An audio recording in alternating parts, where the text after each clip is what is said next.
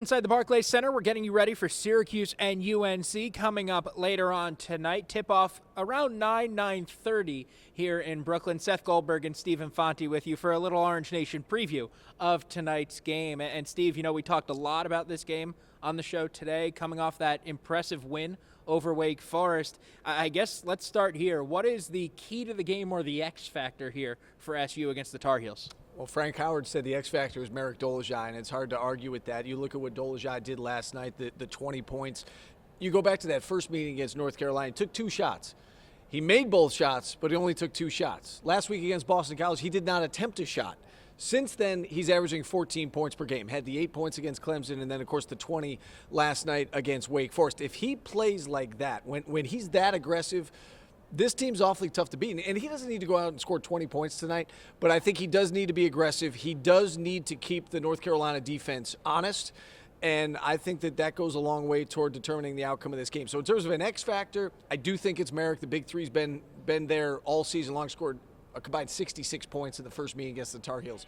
You'll expect them to be there tonight. If they can get that fourth scorer, namely Marek, I think that'll put them in much better shape. Yeah, I couldn't agree more. I think that's a huge key to tonight's game. You look at the first meeting between these two teams, Battle, Brissett, and Howard scored 68 of 74 points, and that's just not going to get the job done. You need something else. And almost got the job done that night. Almost. Almost. It was very close. And, you know, if we're looking for a second thing, I'm thinking back to that game that they played in the Dome 2 weeks ago, and you look at Tyus Battle and the game he played, and it seemed like a switch went on. And in the second half, he realized Joel Berry, Theo Pinson, Cam Johnson, it doesn't matter. None of them are stopping me. And he got to the basket a lot easier. And I'm wondering that maybe if he gets that going a little bit earlier, does it give the Orange a better chance? And if he just says, hey, I'm doing this and you can't stop me, it could let the Orange get out to a lead early. He's at his best.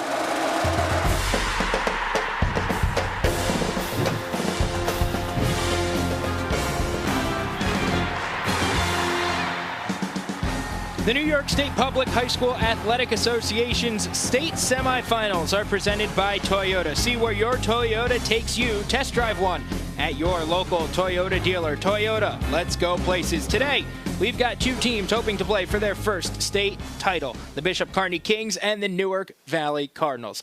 Hi, everyone. I'm Seth Goldberg. This is Paul Seeley, and we've got a really good game for you today. And, Paul, these are 2 teams, though, that are unfamiliar with each other. What's it like at this point in the year to have to go and study up a new team? Well, they're familiar. I'm sure that both teams have plenty of film. They've scouted one another. There are no secrets today. They both know the strengths and weaknesses. It's a great day today, sunny, beautiful weather. Time to tee it up.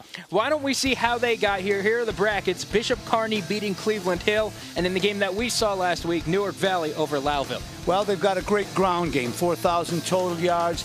That's what they have to do today. Run the ball, control the clock. Why don't we take a look at some of the key players first for Bishop Kearney. Demir Pross, over 2,200 rushing yards, 31 touchdowns. This guy is a flyer. You have to guard him sideline to sideline, and when you get your hands on him, you must tackle him. And for Newark Valley, just one of a 3-headed monster with Jack Payne in the backfield. Just last week alone, 3 touchdowns on the ground. Well, he's the go-to guy when they get close. They've got 4,000 yards of rushing, like I said. That's their game plan. You'll see all 3 of these backs, Jack Payne, Stewart, and David Crow. Kickoff of your Class C regional game is coming up next.